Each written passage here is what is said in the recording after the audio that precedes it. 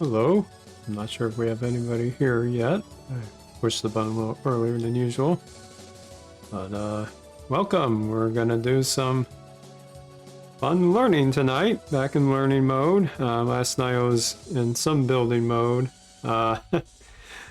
Then got kind of far, and then I think I over-engineered a bit too much. And last night after the little stream there, I kind of had a reset in my head, so I know how to tackle that a bit better next time. So tonight we're going back to learning because I feel like if I don't keep up with this project of learning how Shiny works under the hood with JavaScript especially, I'm still not quite at the level I want to be. So made some progress a week or so ago, I believe, with one of the earlier chapters, and we're gonna kind of keep that train going. So let us bring in the chat here. I got too many windows open, of course. That's always the case. Yeah, Unicorn Coder, thanks so much. Yeah, I wasn't earlier today I wasn't so sure, but you know, things kind of fell in place, and I know this weekend I'll probably be pretty busy, so figure I knock this out. We may not go the full 2 hours or hour and a half, we will see. But yeah, let's see if my tweaking of OBS did correct with the sources. Here we go. Okay, good. I think I've got it. Although I might have to resize things a little bit, but you know what? It's okay as it is. Let me get things a little situated here. We're gonna zoom the source, so we have that going. All right. So what we're gonna look at tonight is still an early chapter of Outstanding Shiny Outstanding User Interfaces with Shiny, authored by one of my better R friends, especially in this industry, David Granjon. And it is definitely the one that when that goes into print, I'm very excited to get that on my bookshelf. But we're still, and he's still in the polishing stages, but there's enough, especially in the early material, for me to start going inside what I'll call the Shiny Matrix, inside what makes Shiny so awesome, and how we can customize things, bits and pieces, as we see fit. So, where we left off last time was right here, when we started to get to know the HTML tags with the htmltools package, and also kind of also dived into the JavaScript debugger within DevTools kind of setups within browsers. And we made some interesting headway there. I did realize I have this window open as Firefox. That sometimes has slightly less optimal DevTools. We may not need as much of that tonight. But either way, we'll find our way around it. So the htmltools package is really, really slick. It's what a lot of these tags are built upon, that we can mix and match in our Shiny apps and even other general programming. So we were able to, last time around, start to augment this with jQuery kind of setup, chaining queries together. I actually don't remember. Yeah, this was kind of what we looked at last time. So we won't be doing as much of that tonight, probably not, but we are going to dive into chapter 4. Chapter 3 is just more about how you can see what Shiny is using under the hood, but we're going to actually get to know some of these dependencies much more often. 25 viewers. Well, hello, Jesse. Welcome, everybody. Welcome, Raiders.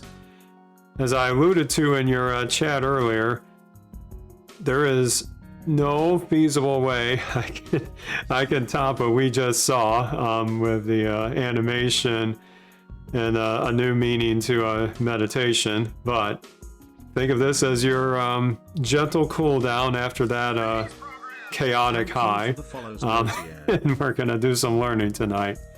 May not have animations, but I may take a break in the intermission where I will animate stuff of a gaming variety. We will see. Yes, welcome everybody. Hope you stick around for the good vibes, the relaxing music, a little Mog train at the top, and we're gonna learn some inside of Shiny, continuing with the outstanding user interfaces with Shiny book. And we're gonna look at HTML tools more in depth of how it handles HTML dependencies. So I've got the book on the left, our studio window on the right, and we're going to kind of dive into this and try out different things. So what you often don't realize, especially if you're new to Shiny, is that it comes out of the box with so many helpful dependencies for you for web development, and frankly, one of the strengths is you probably don't have to touch a lot of that. But we're going to use, this came up in Jesse's stream while I talk about food, of course, and we use a little food analogy to motivate why I want to pick this chapter tonight. So we know Shiny itself is by far not the only package in town for creating your interfaces, backend logic, all that fun stuff. Yeah, I'm thinking I might switch it up because I noticed that too. I noticed some people do that other way. I'll switch it up. Let's see if that helps a bit. Although this might chop up my viewing. No, I think it's still good. Yeah.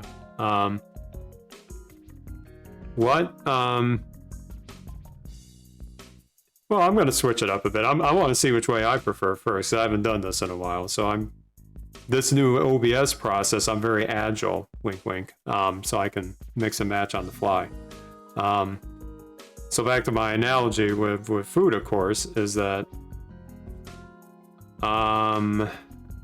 yeah, let me see. I don't know if he has a dark mode on here. Actually, no, I do have a plugin for that. You're right, you do. Let's flip that bit on. Okay. Now, I don't know if this will mess up the RStudio side of things, but we'll give this a shot and see how it goes. I come prepared, don't I? So, okay, back to the food analogy here. So, there are packages that bundle a lot of interesting elements inside that maybe you don't necessarily want to commit to that entire package's UI, but there's certain pieces of it that you really want to put in a vanilla Shiny app. One of these in particular that I wanted to do in native Shiny for a while comes from the very excellent Shiny Dashboard package. This is, if you're not familiar, is one of the standard packages for creating dashboards that get a lot of, good buzz, especially with, non-statisticians, to kind of make things look really nice. One of the things I want to lift from one of these in particular, and this as well as Shiny Dashboard Plus, is the concept of boxes, where you can put UI elements in kind of this squarish area or rectangular area. But then things like Shiny Dashboard Plus even bring this up a little further, where you can minimize and even sometimes maximize the boxes to maybe hide certain things when you want the user to be able to maybe look at it occasionally, minimize it, go on to like maybe a plot or a table after having a box at top of inputs. But maybe I don't necessarily want to use Shiny Dashboard for the whole app. There's just some edge cases like this. It's, unless you know what we're about to look at tonight, it's hard to kind of mix and match these together, at least in my experience. So the chapter we're going to look at tonight is going to teach us how to take certain bits from these overall dependency libraries that, say, Shiny Dashboard, BS4 Dash, even some of the other more niche UI packages, that some of these utilities that they expose, and put it into our basic app so that we can start kind of be like a chef, where I take like a side dish here, part of an entree here, and I just kind of mix it up into a new recipe. So I want to plug and play with not just the packages themselves, but the components of the packages, especially from the UI side, and put it into my overall app. So I like to use these food analogies because A, I love to eat, and B, it kind of makes sense in the concept of Shiny. So we're gonna look at what they walk us through in this example, where they have a bootstrap card that has that material style that Google has made many years ago, and hence many of the Android apps follow this UI toolkit. So what David is saying here is that what we might do, if we have some HTML knowledge, but we're not quite as up to par with the underpinnings of Shiny itself in htmltools, is that we might just make the HTML code ourselves with a little function like this, where we define our own card and we do the tag stuff. We looked at tags a week or so ago. We set up a div, we give it a class, we give it a header, the normal text, and a button where we say it's primary. That's a bootstrap for style, and we just plug it in. So you can just plug it into your app like this. You've got your function my card right here, and there you go, you've got a card. But this isn't quite what you had in mind, right? Because there's no text here, anything like that. It's pretty bizarre. But it didn't. So in fact, let's try this out. Maybe we need to start this out. So we're gonna copy this. This is replicated ourselves. We're gonna put it here, and then we're gonna load the other package, and we'll try running this in here and see what shows up. I always like to see what happens in these. College chapter 4, explore. I believe this will just work. We will find out. Well, that silly thing again. Oh, okay. Well, yeah, it's definitely not the way we want. Not the way we want at all. Now, what David says here is that Shiny does not have Bootstrap for dependencies, at least the stable Shiny version. They're working on incorporating Bootstrap 4 down the road, but it's not here yet. But we can get the CSS ourselves. And this is what a lot of these packages do, is they'll have custom CSS either grabbed from the web directly or bundled into the package itself. So in this case, they keep largely the same amount of code, but they add a little bit here and there to, yes, Killer Instinct, good call, Platinum GNG, and welcome everybody if I didn't say that earlier. The music you're hearing here, let me see if my lovely commands work here, is coming from OC Remix for video game remix music, and the Rainwave streaming service, which plays these on a loop like a radio station. We're streamer safe for it. So, okay. So what they do here is they're going to include the CSS, but they include it. They're just setting up some paths here. They include it in the head of the page, and we learned that last time. The head of an HTML page is like where you start importing dependencies and other kind of meta information. So let's again continue our copy pasta exercise here. We'll just roll this here. I'm gonna move the package loading up here. And let's see what this does. Oh, I have to permit that. There we go. Well, that's a little better. Now, because I did that trick with the Firefox plugin, it's still appearing dark here. But you can see now it looks a bit better. It's not centered or anything, but it looks more like the material design here. So obviously that CSS was a big help. But at least we have it. this framework, as David is saying here, this is still not an easy way to share this. But there's more now where I get to the stuff that's definitely new to me. Because there's a function called HTML dependency and attached dependencies. So HTML dependency is going to be a slightly more robust way. Do you mean this box here, Unicorn Coder? This that we're looking at here, or did you? Oh, or did you mean when I run the app? Let me show that again. Well, now I don't see the dialog box anymore because I accepted pop-ups. That's what that bit was. Yeah, that was because Firefox blocked pop-ups and I forgot to always allow it.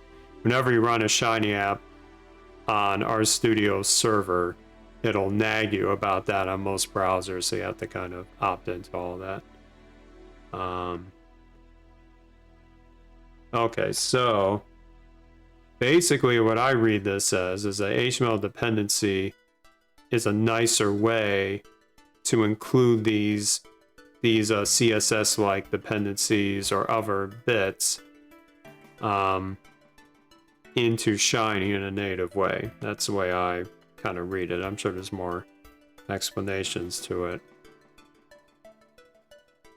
And there's some key points here is that notice they didn't just like dump this into a tag list in the head. They say, or David says, put this as a function.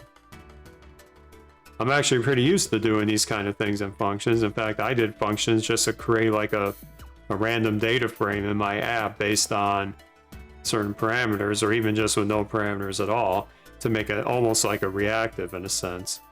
But it sounds like here,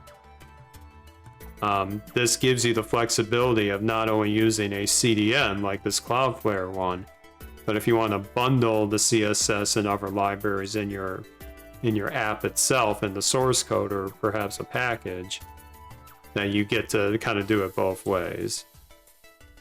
So that's what I think that's what's doing here. So let's try this out. We're gonna move this in here. There should be really no changes, but let's try it. Go back to my code here.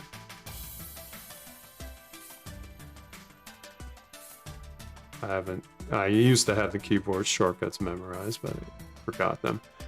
All right, so we're gonna put that right here. MDB card depth after we get the CDN. Let's move these up here just in case. That's a sin, we can get rid of that. Style sheet. Oh, guys, I just took that. We won't need this anymore. So now the card function, instead of all this stuff,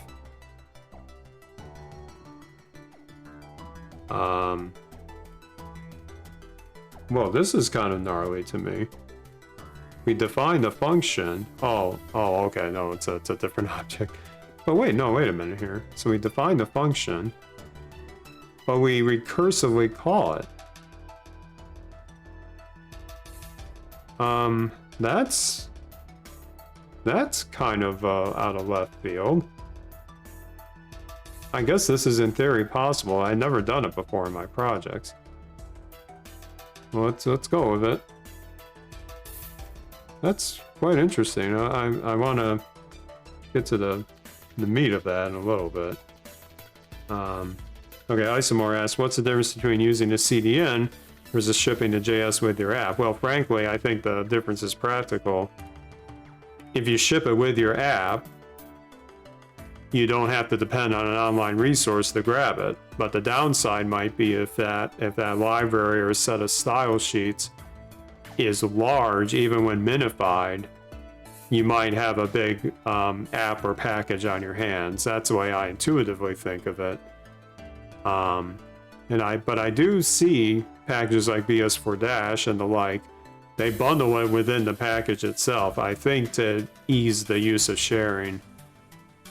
And that's important because you might have a situation where you deploy a production app, but it has to be within the company's firewalled servers where it can access stuff locally on your network, but there's no way it's going to beam back up to a CDN from Cloudflare. So I think it's good to be able to know both approaches just in case. So I'm still a little kind of puzzled by how this works, but I'll have to think about that as we go. So now the app looks a lot simpler. It looks like, yeah, okay, this code's a little cleaner anyway, but let's run that. Okay. So here, all we do, I guess they give a little different background, that's some styling stuff, but then you just call the function.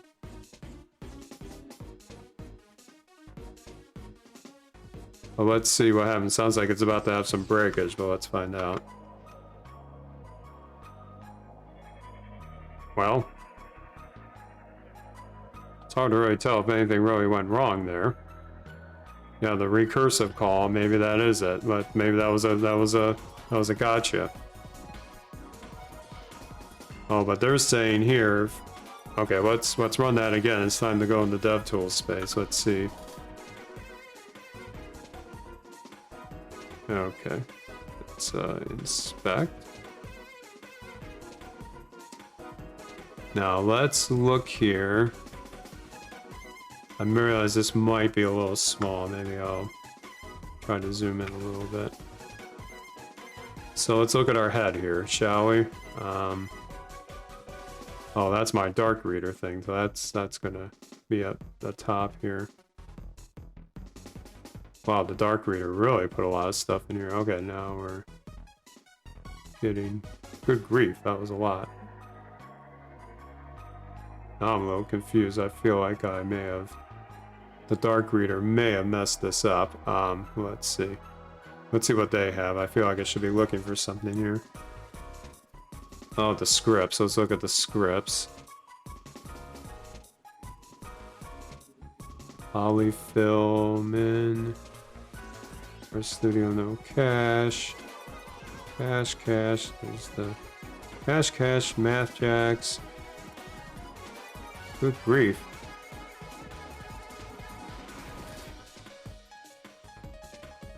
Oh, I know what's getting messed up. Okay. This is a gotcha. I'm glad I'm seeing this.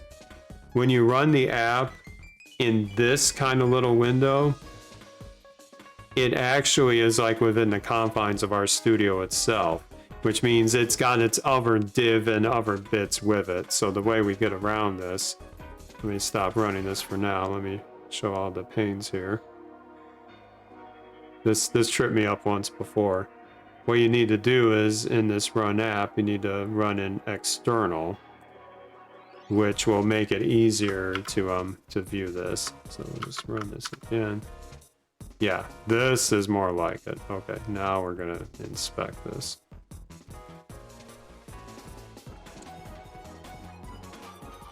At least I think it will.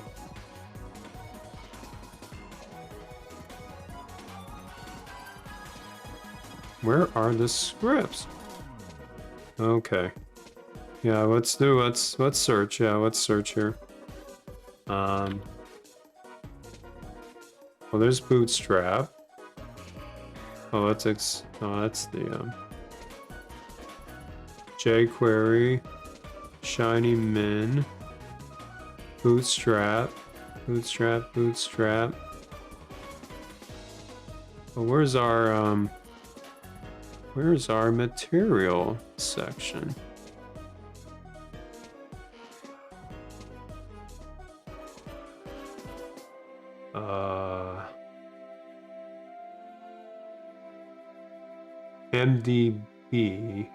MDB, that's what we're looking for, right? MDB.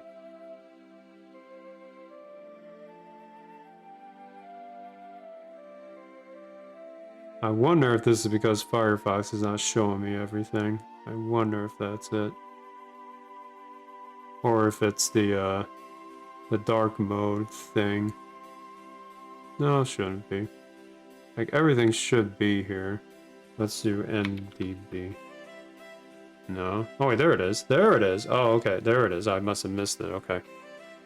So we have this is indeed coming before shiny. Okay. So that's some issue here. So what they're saying is the order matters.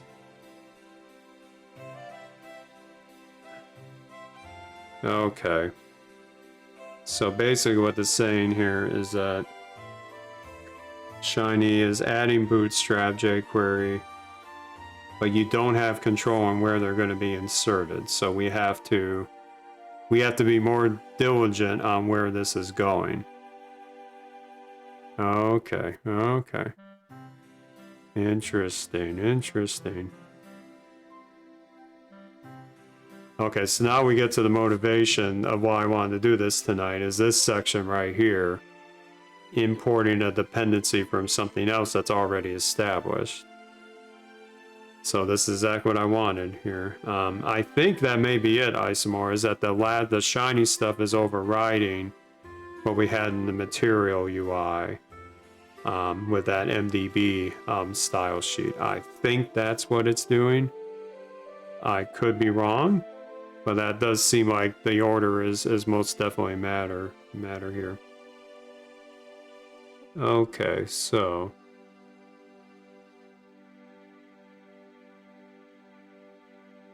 okay, all right. So now we're gonna try what I wanted to open with at the top. We're gonna put that box in here and try not to break things. So we're gonna pivot from this. I'm going to do a new file for this in case I want to refer to that later. Box and app. Okay, so we're gonna do the. Oh, we need a package now, folks. We need a package. Now, I know everybody's going to ask me to use pack, but the reason I'm not using pack here is A, the cache issue is still not to my liking, and B, I've done Shiny Dashboard before, so this should be very fast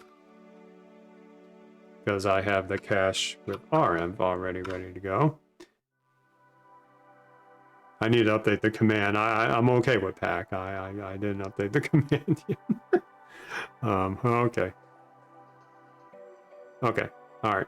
So we got Shiny Dashboard here. We're gonna get our basic Shiny Dashboard app here. Very basic.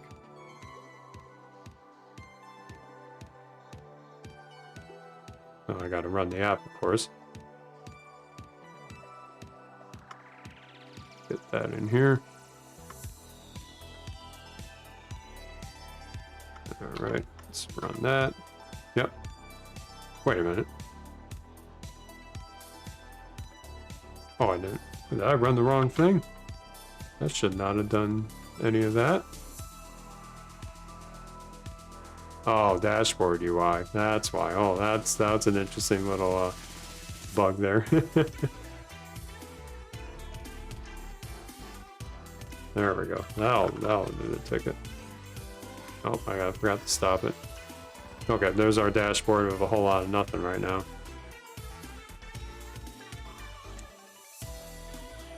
Yeah, whale packer. That's one way to say it. Maybe so. Maybe so. Okay.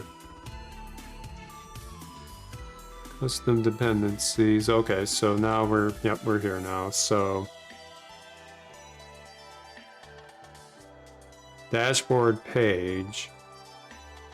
These are wrapper functions, just like fluid page, and they're basically gonna call lower level functions to grab dependencies of your style of our scripts that we need to figure out.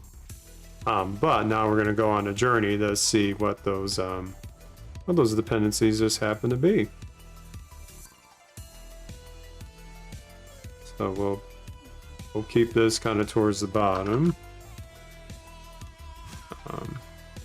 Put that. And then now we're gonna time to dig for the dependencies. All right, so you need HTML tools. That's what we're gonna get to know tonight. I always forget that when you have a pane setup, it does that.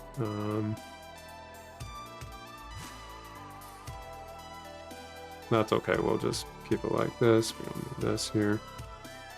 We basically minimize most of this and just resize it ourselves. Okay, so we want to look at all of these. And this should give us a list object. Now what we're going to do here is we're going to take advantage of our studio's little list viewer, and we're going to expand it here. Now they intentionally looked at just the first slot, so let's see what's in here. So the first slot's jQuery, okay.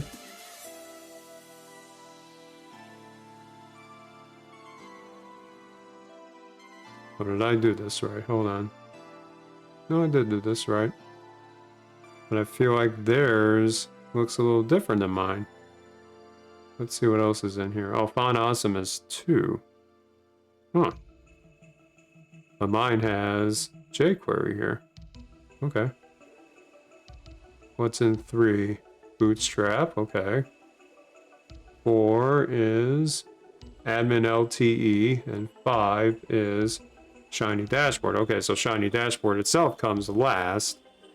All these bits come first. Yeah, so okay, we verified that Font Awesome, Bootstrap, Admin LTE, and Shiny Dashboard itself. So I wonder why we get jQuery here and it didn't in this one. Well, that's all right.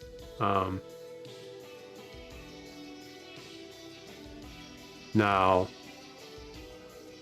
we want to grab the relevant dependency. Actually, it looks like we take all the dependencies as they are, and we make a custom function to do the box. Okay, so sounds like we just bring it along for the ride, and then we're going to make our custom box function, much like what we did with the material one, only this time we're not grabbing a CDN of stuff because we have it in Shiny Dashboard already. So we do a tag, list, box, yep. And this box is from Shiny Dashboard. So let me fix a typo here. What I'm going to do here is, for my learning, we're going to namespace it. That's important this time because I'm going to actually try this out with something else if I can get this to work. Now that's a tag list. Tag list, as we said before, is kind of like this, I would say, shiny version of a list that is very easy to put in your UI elements. And what they put in here is the standard box function, but they also put the dependencies along the ride. So, okay, now we're going to try this one and see if it flies. But we're going to actually restart our session. I need to change the order a little bit of this here.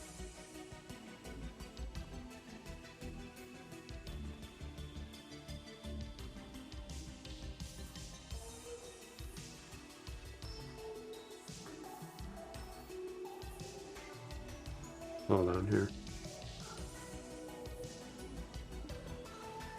I want to try this.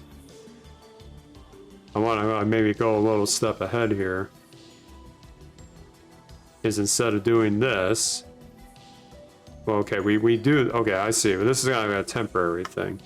So the temporary thing here is that we still have Shiny Dashboard Plus, but we're actually only getting the dependency, or Shiny Dashboard, I should say. We're just getting the dependencies from it, but we're going to do our own UI instead. So that's what they call a dashboard UI, because this is a temporary object. And then now, we don't have, I'm just being explicit here, we're going to load Shiny itself, and we're going to do the basic app, which should look not fancy at all.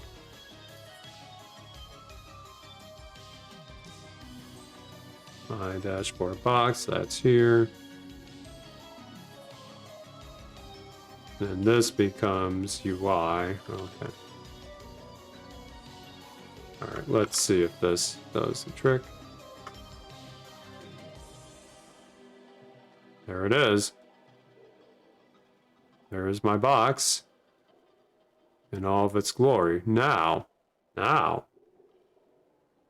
going to take a diversion here because I think I want to do what I originally said, is I don't just want the box from Shiny Dashboard, I want the box from Shiny Dashboard Plus, because I want those fancy min and max stuff and put it in a simple Shiny app. That's all I want to try now. So that means we gotta install another package in RM.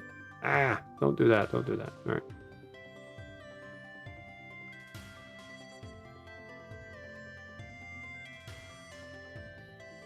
Plus. That was easy enough. Okay. Now, in theory, this should work the same way. Now, I believe Shiny Dashboard Plus, the recent versions, have tried to make it so that the functions are just like Shiny Dashboard itself, but we're going to confirm to make sure.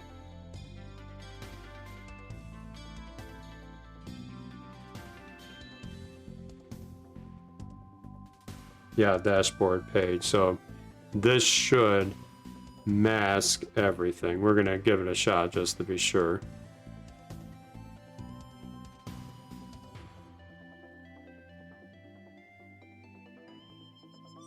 And for ease of use, we're gonna put this server function somewhere else. We're gonna reuse it more and more, even though it does nothing right now. We're just gonna put it up here, just so we have it. Okay, so we restart our session. We have Shiny Dashboard Plus. This should give us what we need. Oh, they must call it different. Dash. Oh, because this comes from Shiny Dashboard itself. It's a little confusing. But they should have dashboard sidebar and dashboard header. Okay, this should work. Let's see. No. What's this about? This fun, awesome icon does not exist. Well, no, it just seems like a message. I'm not going to worry about it right now. But let's going to call this server here.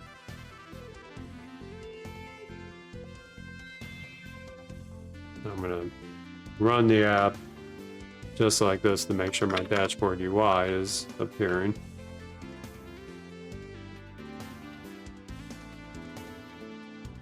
Oh, I gotta load Shiny itself. Yeah, that would help, wouldn't it? Alright, let's try that. Yep, okay, so it's a whole lot of nothing. Apparently I can't find the gears thing, but that's alright. I don't care about that tonight. But now the key point is, does this dashboard UI look a lot different than what we had before? But here's interesting. Oh, this might be an issue. Let me close some of these other ones. Well, not dashboard UI. It's this. Oh, sorry, I got ahead of myself. So this, let's see what dashboard depths becomes now. Of course, I need to stop the app first. Hold on, I goofed here. Get this stuff out of here. Now let's see what this looks like. Dashboard depths. We have another list of 7 things. Let's see what they look like here. Got jQuery again. Font awesome. Font awesome twice. That's odd. I'll leave that alone for now. Bootstrap, okay. Options, whatever options means. Shiny Dashboard Plus, there we go. And 7 is Shiny Dashboard. Now, I wonder why they do Shiny Dashboard Plus first. Well, I don't know. There must be a reason for it. I know order matters, but is it that Shiny Dashboard Plus has certain custom things and then Shiny Dashboard will not mask those? I don't know. I guess we'll find out. Now what I want to do is basically keep this function here, but this is going to be, instead of this, it's going to be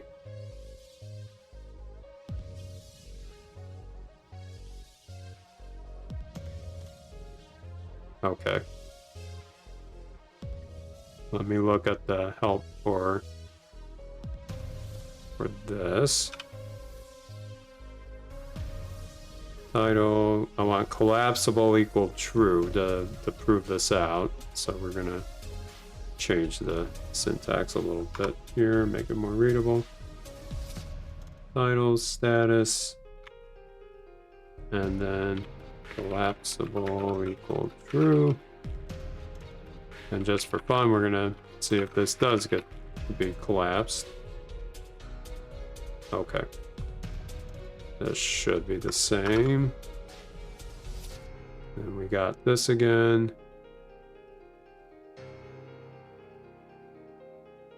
Let's try it. Look at that. I wanted to do that for over 2 years. I wanted to do that for over 2 years, and now I finally did it. That is awesome. That's huge. That's huge. That's really huge, because there were situations where, like I said, I didn't want to commit to the full dashboard layout, but gosh, there was just sometimes I just wanted one bit here and one bit there. And now I think I've got it. Now, does this work with other packages? Let's find out.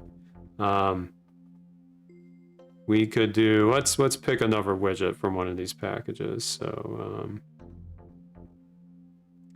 let's go on some spelunking here. I'm going to pick one that's esoteric. Really esoteric. We're going to go to our interface. This is the landing page for all of David's UI packages. Assuming it will load. 503. What? Okay. Let me see Google first. Maybe I.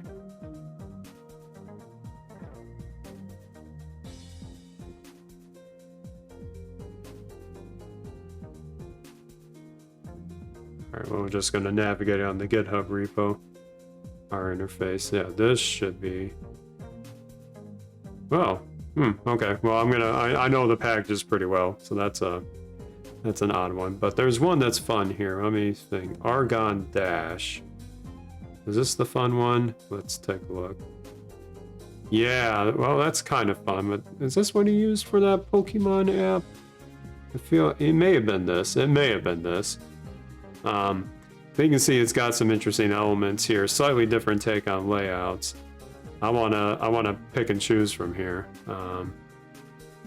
So let's go ahead and install it in our studio window.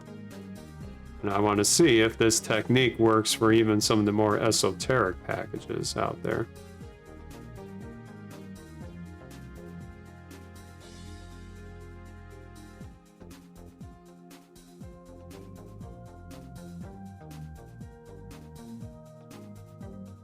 That should be pretty straightforward, but it, yeah, he's got a backend package for it called Argon R, whatever that means. So let's yeah, let's go ahead and check the package out. Argon dash. Argon dashboard page. Okay, so I think it's gonna be pretty similar to this. So we're gonna clean up our code here a little bit, or comment it. Unicorn coder. I know you're always happy when I do this. Shiny dash plus example UI, and now we're gonna do it here with the Argon dash.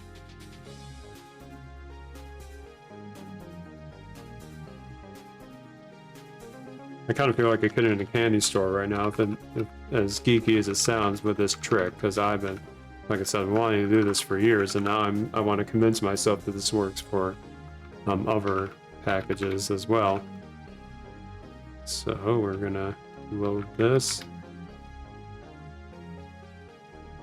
Let's see if we get any, no conflicts, that's good, okay.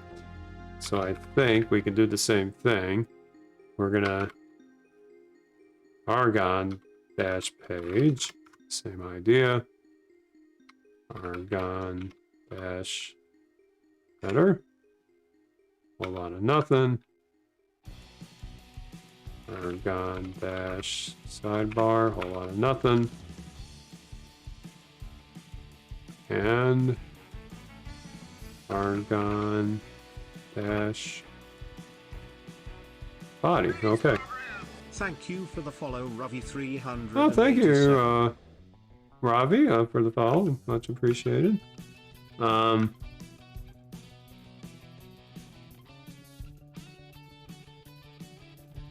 Okay, so we're gonna try this again. We're gonna do our dependency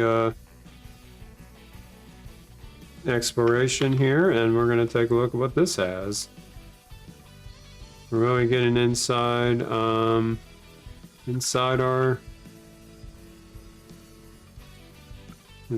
inside the shiny matrix, I call it.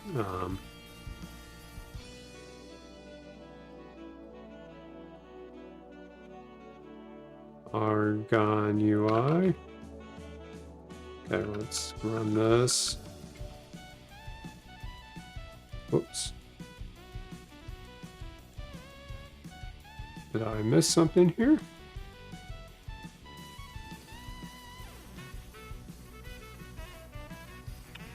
Let's take a look. Did I, no, everything is...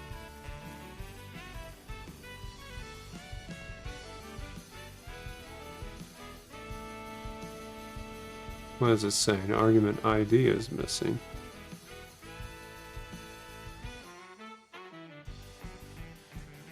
I did it just like this, right? Shouldn't be any... Oh, I typed typo. Ah, yeah, that's what did it. All right. What? Still? Okay. Let's...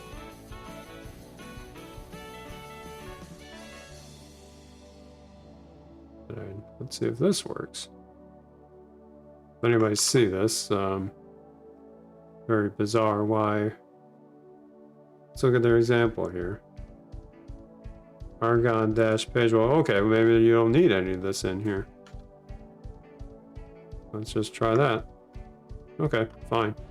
Let's do our dependencies then. Okay, Argon deps. We got a list of 6 this time. I'm guessing jQuery's in here again. Nope. Oh, okay. So this is just Argon dash. Next is Bootstrap. That came after Argon dash. Then Google Fonts. Nucleo. That's a cool name. Font Awesome.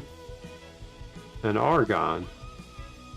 The ordering is most certainly perplexing, but let's pick and choose like a fun element from here and see what we can get.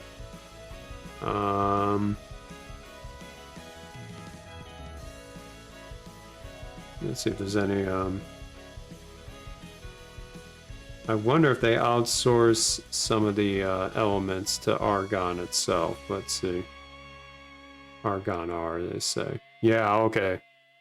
Oh, okay, okay. So let's do,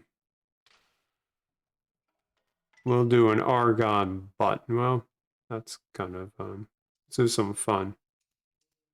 What can we do here that's fun?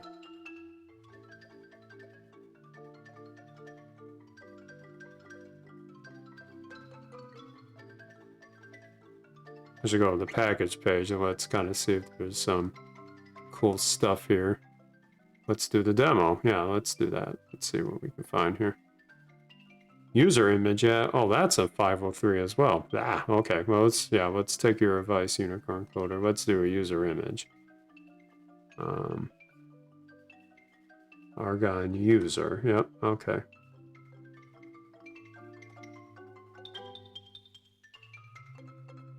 We'll probably copy the example here.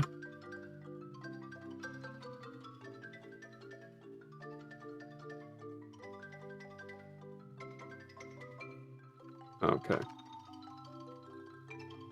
User image. I'll just paste it in here and then we'll modify it a little bit.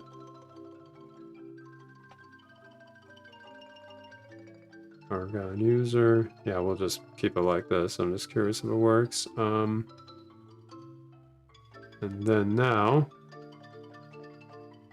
we're gonna change this to my user image. Oh, I gotta do the tag list of it. Oh, silly me, silly me. Because this won't work unless we bundle in the dependencies on deps.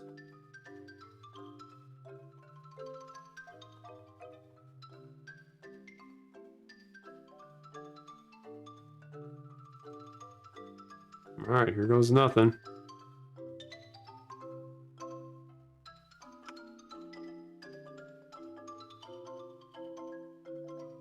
Well, that is, I think, it. It just didn't get the image in here, I think, because maybe that path is having a problem. Well, let's try putting that path in a browser and see if it just didn't show up. Yeah, file not found. Let's find an image. Let's find an image.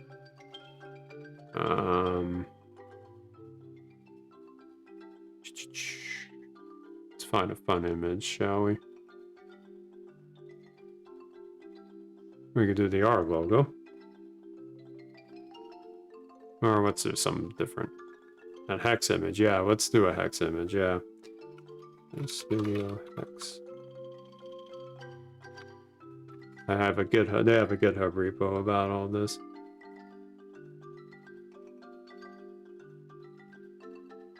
Okay. Which one do we want? I see some of these I haven't seen before.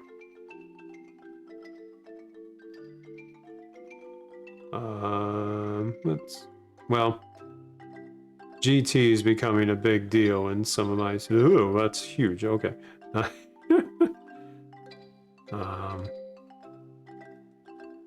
We're gonna get the link, but I think I have to modify the link a little bit. I do this for R Weekly a lot.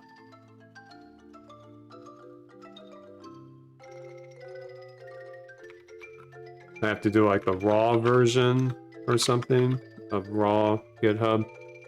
I'm gonna go to our GitHub repo. I just did the issue here on Monday, and I still don't remember the syntax of that stuff.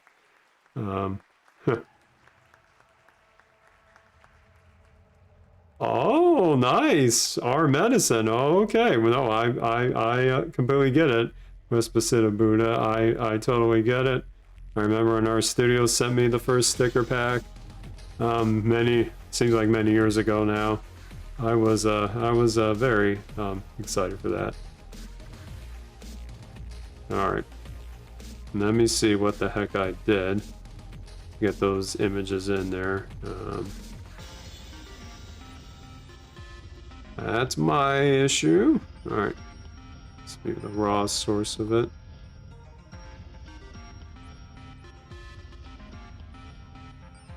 Because, oh, you know what? Well, no, we won't be able to use. Well, we'll see. We may have some chaos here with this one. Let's see.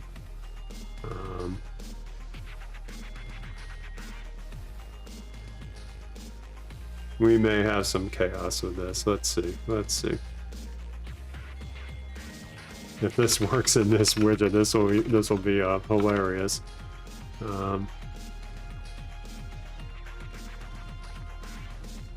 From GG alignment, baby. All right.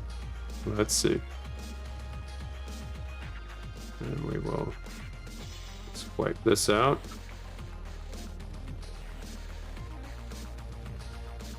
All right. Let's see. I'm just curious. Oh, I forgot to stop the app, didn't I?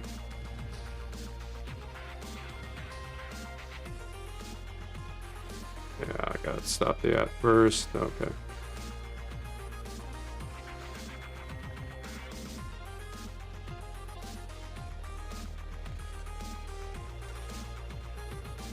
Ah! Okay, Inception. Inception. We have. Well, we gotta make this better. Hold on. We can't beat this.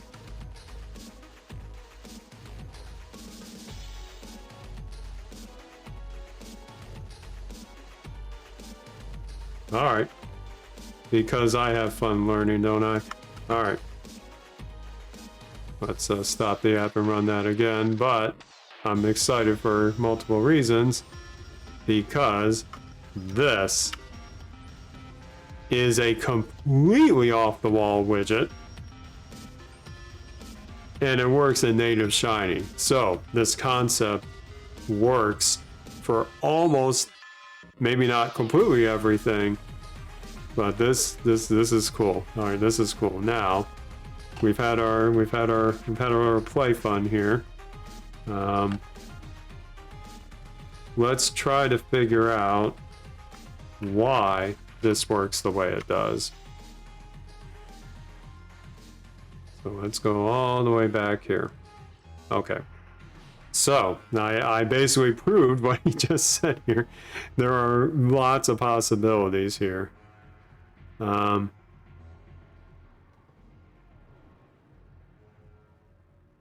Okay. So Shiny Widgets, the use BS4 dash function relies on the same approach. Oh, isn't that interesting? So Shiny Widgets import some of the BS4 dash dependencies using this method. Thank you for the follow 1011. Oh, thank you for the follow. Much appreciated. Now I may have I'm not sure what the holding's all about. But maybe I'm wrong. Okay, so now they're talking about you want to remove an existing conflicting dependency. Okay, so I've seen this happen before. I've seen cases where a very... Oh, I did? Okay, alright. I don't know what I say anymore. There are cases where I would use a very niche widget package and it would not be compatible with certain more top level frameworks like maybe Shinydashboard or BS4 Dash. And this, I feel like I've encountered this many years ago, but I can't remember what package did it. But I remember I was going nuts when it didn't work in one version of a package or one UI toolkit, but it worked in native Shiny. So there must have been because of this. So Shiny Semantic, I think I know where that comes from. That is from the fine folks at Epsilon. Yes, yes. Okay, and that has its own kind of styling involved. So what they do is they have a flag called suppress bootstrap. If it's enabled, then they suppress the bootstrap dependency, and then they do their fun little tag list where they define everything. And what David does here is let's just remove one of those dependencies. So I think what that means is, hold on. No, I want to resize this one. What they mean by this is, let me stop the app here.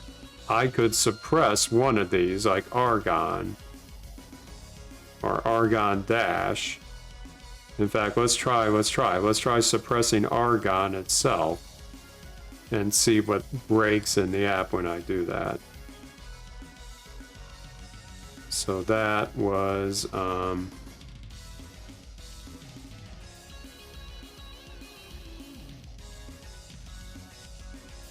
they did it here in the UI.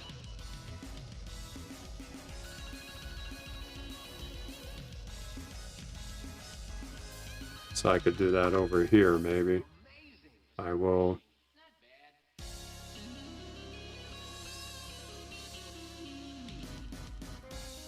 Suppress dependencies. And then this will be, what was it called? Argon. Let's see. It was called.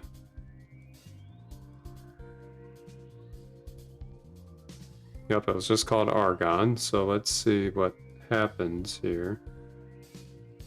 Oh, I put it in the wrong place. Hold on. That should go here. Let's see if this like totally destroys the styling of it. Yes, it did. Look at that. Okay, so this is another interesting take, is that if you just remove one of these, it can cause complete chaos in your UI. Okay, but there may be cases where you have to remove something to get the rest of your app to work. So, okay, we just literally ripped the guts out, but we did it with a native function in htmltools, I believe, is where this comes from. Let's double check here. Yes, htmltools. Yep. Okay. Interesting.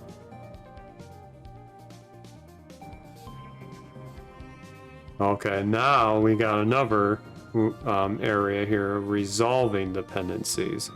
And this is just like, the analogy here is kind of like when I do a Shiny app with many packages, there may be certain cases where I want to use like the latest version from GitHub of a certain package, whereas the rest are kind of like the CRAN or more stable versions. It looks like we can do this with dependencies themselves. So Shiny has a older version of Font Awesome, but we can keep the higher level if we want and not muck up the rest of them. So in this example, they're grabbing from the CDN of Font Awesome to get this particular release of it. You can see they kind of tagged it here.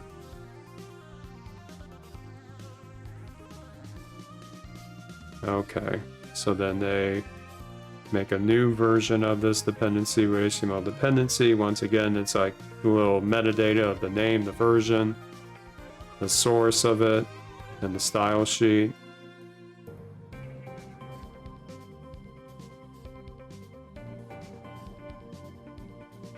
Okay.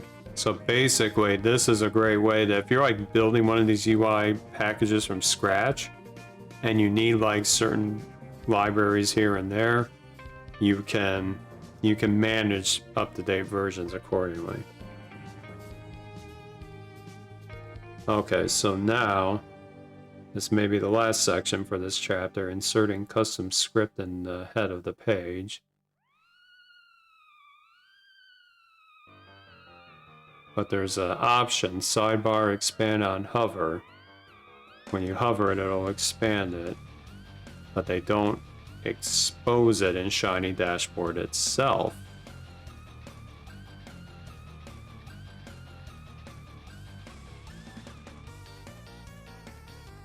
So this is saying, okay, what if we want to include something like this as from any ordinary JavaScript script, but we have a head parameter in HTML dependency. Oh,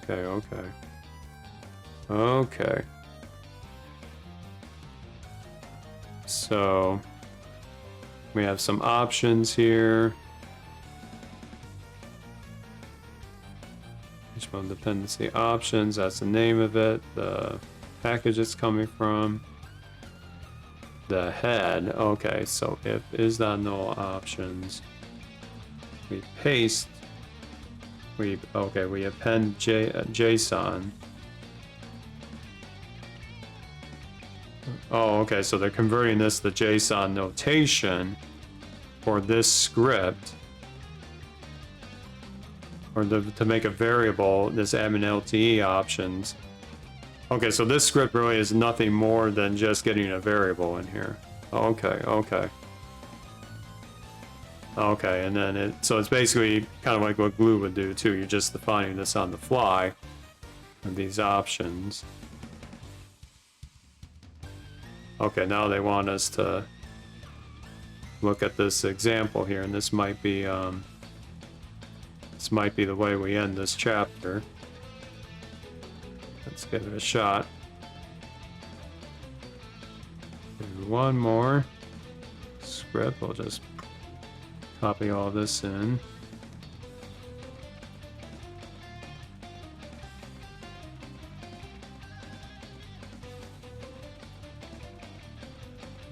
Oh, I forgot to stop the app again, didn't I?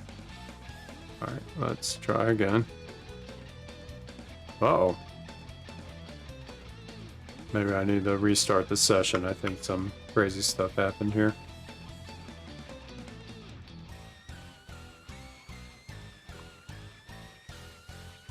Alright.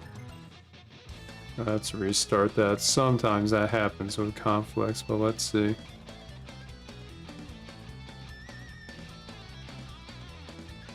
Yeah, okay. That was the ticket. So they want us to look at... Let's look for... What are we looking for here?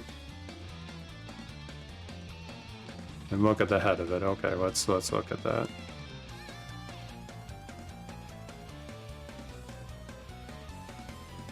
Other dark reader stuff here. jQuery, shiny min, font awesome 5.15.3. Bootstrap, shiny dashboard plus 203,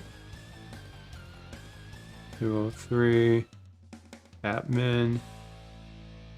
Okay. Now what did this really do here? All we did is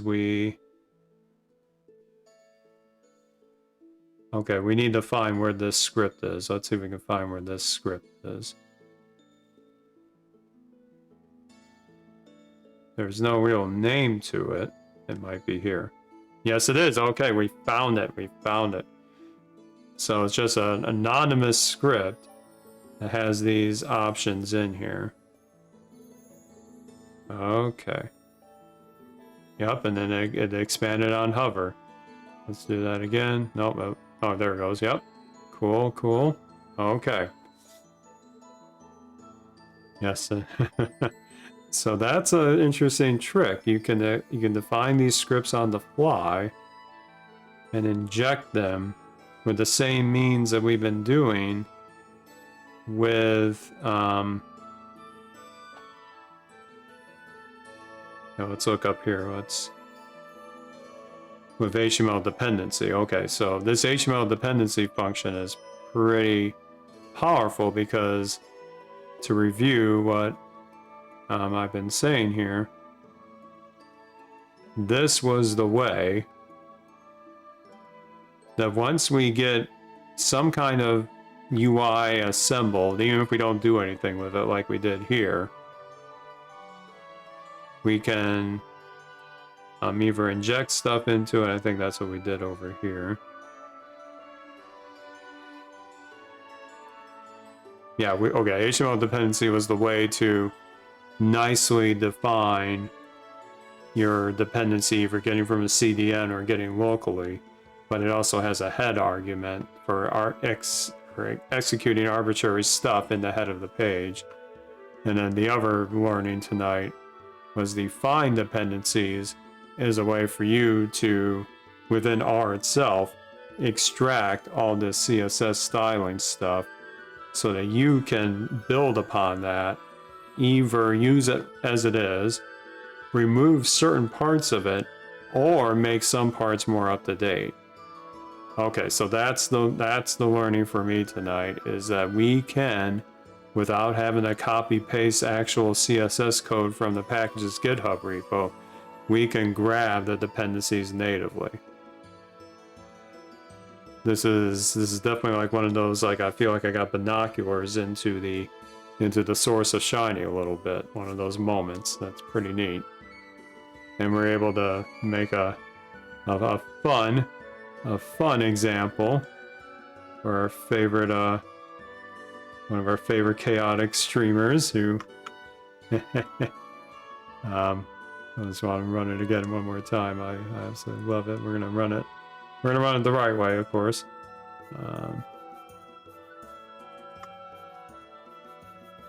Of course, I goofed my stuff here.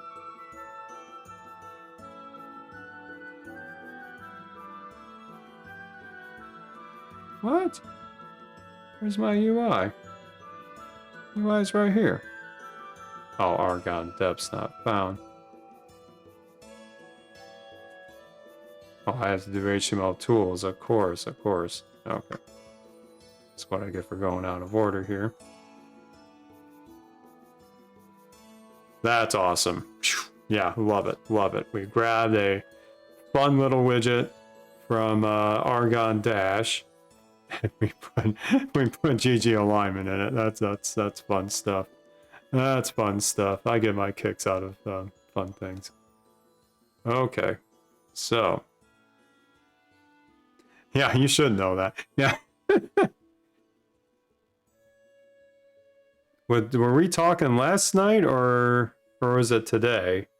Have you listened to the episode yet? I hope you listen to it soon. I thought I did hopefully a decent job, but feedback's always welcome. Okay, let's save that. All right, so I always like to kind of process my learning a little bit. Let me get a preview of what's to come later when I explore this book here. Oh gosh, okay, well, that's your homework, Afton. Come on now. Who cares about that other programming? And you gotta listen to our weekly highlights. So what do we have on tap later? Okay, for the next time I do this, we're gonna look at web application concepts. And this is going to get into kind of the operational aspect of what's happening when your browser visits these web pages and the magic completes to network everything together. Oh, I can understand. I'm just teasing. I get it.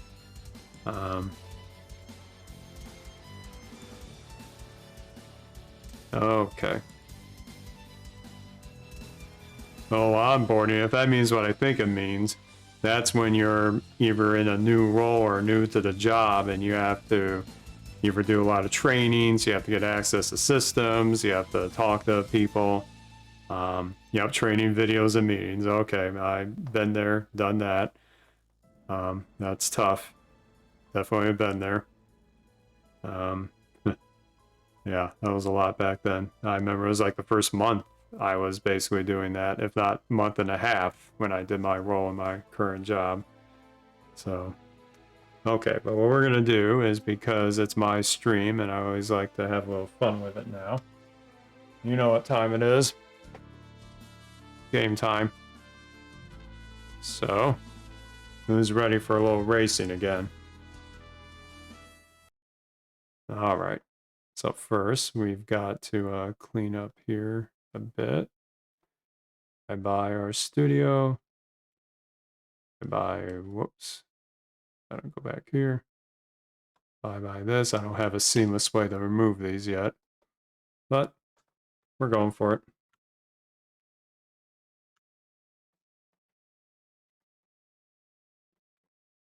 Alright, Steam, don't crash on me tonight.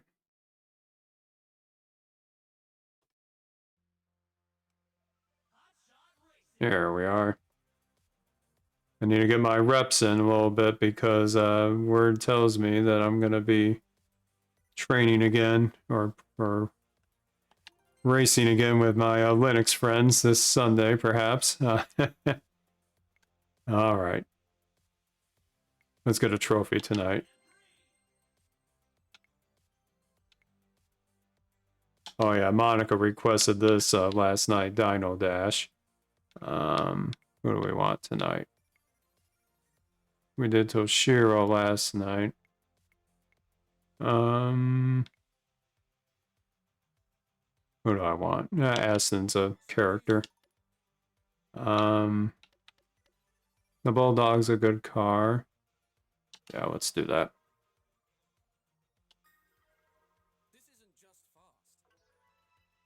All right, here we go. This is a fun track. We got some dinosaurs in here, folks.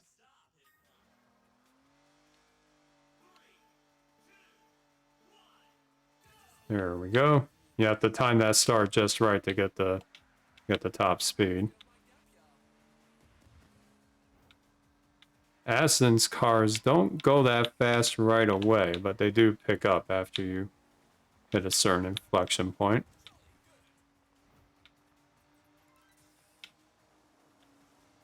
Got 2 boosts already. Got past Marcus. Yeah, let's get in. This is the big curve.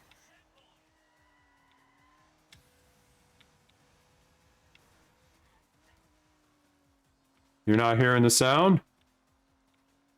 Uh-oh. Did I mute that? No sound. Oh, gosh. Okay. What happened there? Let's see. Hold on, more OBS tweaking on the fly here.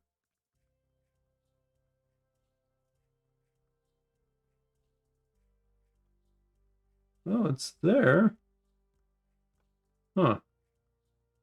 Let me look at my properties. Did something go haywire here? Because this is what we changed last time. Oh, you did hear it? Okay. Let's... Okay, let me... let me go back. Hold on. Oh, discombobulated here. Okay.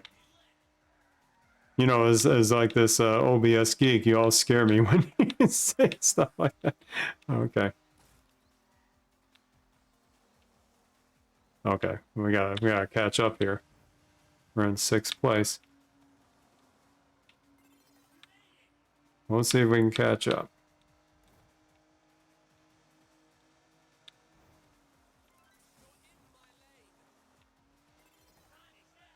All right, we're in 6th spot. We gotta really do some serious catch up here.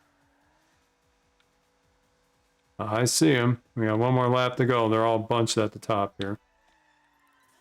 I will definitely get there. And there's your favorite T-Rex there. He is not happy with us. Okay, they're up there. Uh-oh, I think I just lost it. Yep. I wiped out big time there. Oh boy. Yeah, this is not going to be my best effort. That's all right.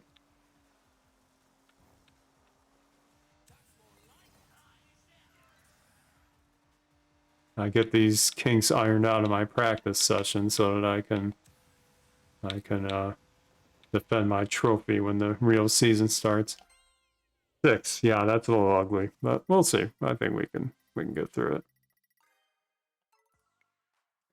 Yeah, we'll rectify that. So you get 12 points for winning the first place, and then it kind of goes down by 1 thereafter. But yeah, if only that was real money, folks, I'd be filthy rich. Here's the lava one that we saw last night.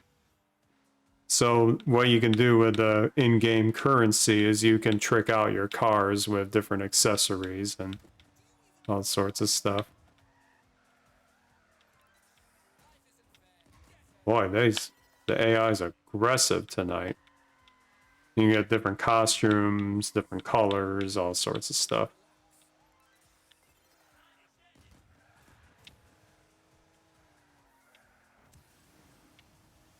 Yeah, we have ourselves an aggressive pack tonight. Yeah, I wish they offered pets. You can get like bobbleheads in your car. I haven't got all of them yet. All right. We're going to prove that first race was an outlier.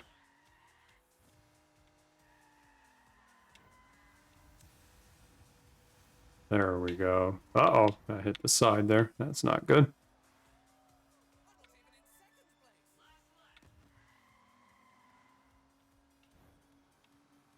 Come on, Aston. This car definitely does not speed up very quickly.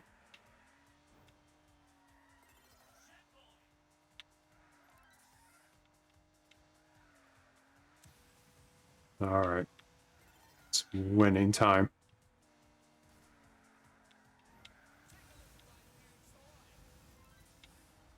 One more. Oh, I'm not going to get him. I'm not going to get him. I hit that side just at the bad time there. But second place isn't too bad. Let's see, where did that leave us? We're in third place now. We got 2 more races to go. 4-point deficit. I think we can make it.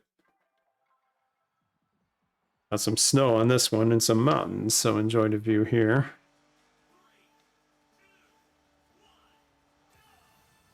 But we get to start farther ahead because of our good finish in that last race.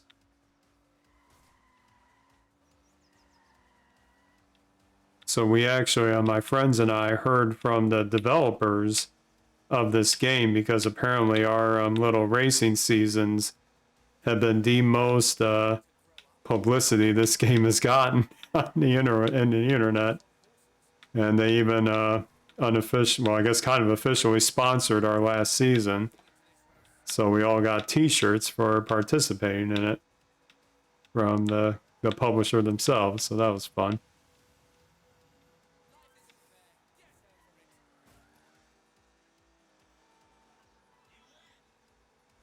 All right, we gotta drift a little bit to get our boost up. Yeah, this Bulldog does not handle as nicely as some of the other cars he has. But the key is just staying close. If you stay close, then when you get on the last lap, you can overtake him.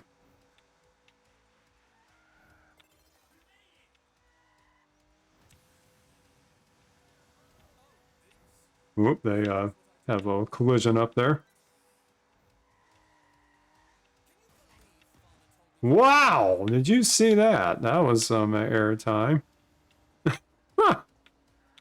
How does that happen is beyond me, but that may have cost me the race. Wow, that was some hang time, and I didn't go off the track either. That's amazing. Well, if not for my my friend Martin, who orchestrated all this, there was no way that I would have gone to that stage with them for sure. Well, I'm not going to win this one. This car is just too slow for it once you have a mistake. But there's one. No, didn't get him. That was quite the jump there. I'll have to watch a replay of that because I've never had that hang time ever in a race before. But pretty close, 1 second off. But I'm probably not gonna get the gold trophy. But we'll give it a shot.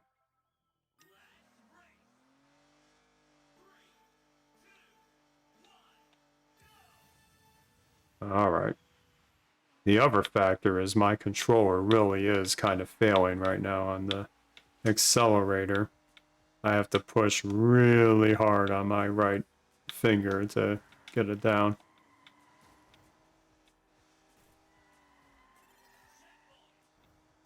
These guys are aggressive tonight. And they know how to get in the way.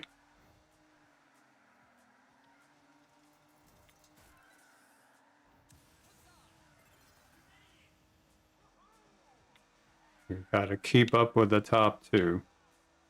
That is my only hope, and hope that Keiko gets a very bad finish. Then I could eke out the gold trophy here. Yeah, this is a rip of Las Vegas, absolutely. Yep.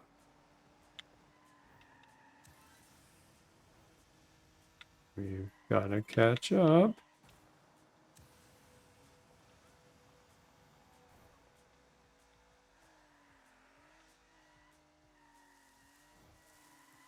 Ooh, that was close.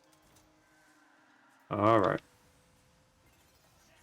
There we go. There we go. That's more. Oh, I did it too soon. Oh, I made him go airborne.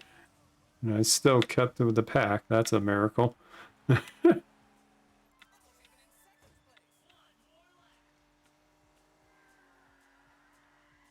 All right. Crunch time.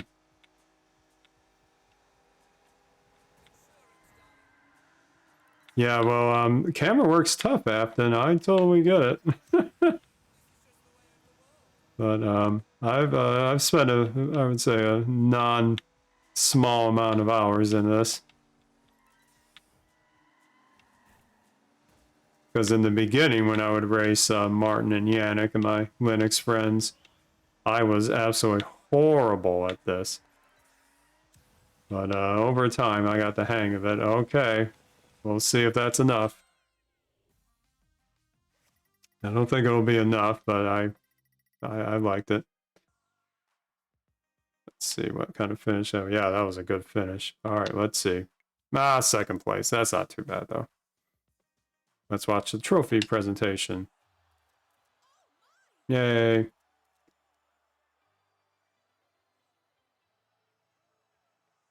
Lots of money. Lots of money. Yep. I now have too much of it because the only way I can spend it now is to get more achievements in certain, like, number of boosts I make, number of drifts I make, and that kind of stuff. So I can't even buy everything yet because of that. All right. What I mean by that is we go to the race shop here and you go to vehicles. You can buy stuff. Oh, maybe be able to buy some of this car. Yep. We can buy a new skin here. And so it looks like I have about 74 more things to buy in this game that I haven't yet. Oh, see, this there says challenge. You have to drift 300 times to get eligible for that part. But okay, that's kind of how that goes. Yeah, okay, we are going to put that one out. Well, it's good to have a little diversion once in a while. All right, so let me recap a couple of things and then we will sign off tonight. But where we were at earlier tonight is we had a great handle on the power of htmltools to either grab dependencies right off the bat with certain UI functions, or to be able to mask or remove certain ones, or to declare them in a nice way. So Unicorn Coder, what I do is I take this music away in the gaming view, but then I bring it back with normal views. That's why I didn't hear it before. So next up will be chapter 5, probably next week or so. And in terms of other things I want to work on, I want to continue working on that learning progression app and not make it so complicated, but make it so that you can spin one of these up with like a simple function call. Don't worry about the get stuff. Don't worry about some of the other stuff. Just to get that infrastructure going and for the people to be able to develop the first app in that sequence as if it was just its own app, and then move on to the second one, move on to the third one. You're right, I should put a command in there for book. That's a good call. I will note that for later. Yeah. I need to start tweaking more of my setup and things. But okay, I think, yeah, that's a pretty good way to end it all. As always, if you have ideas about Shiny you'd like me to explore, I would definitely get in touch in our Discord. We have a very friendly group. Many of you are a part of that. Just in case you are not remembering that, I will put that in the handy Discord command. And definitely get in touch with me there, along with Afton and Tan and Jesse and many others that are on that. We always have fun chatting and sharing tricks and tips and streaming ideas, and looks like some chaos coming up soon with a game on Saturday. Hopefully I can take a part in that. We will see. So, hope you all have a great night, and I'm sure I'll see you around in the other parts of our explorations on the internet. Keep having fun with Shiny, keep having fun with R, and if you haven't listened to it yet, Afton's going to listen to the rest soon, but check out our weekly highlights. We've revamped it, we have a new co-host, and it's going to be a lot more fun, I think, in the future, and hopefully I can get more content later on. So you all have a great night, thanks for joining, and we will see you next week, or perhaps even sooner. So, bye everybody.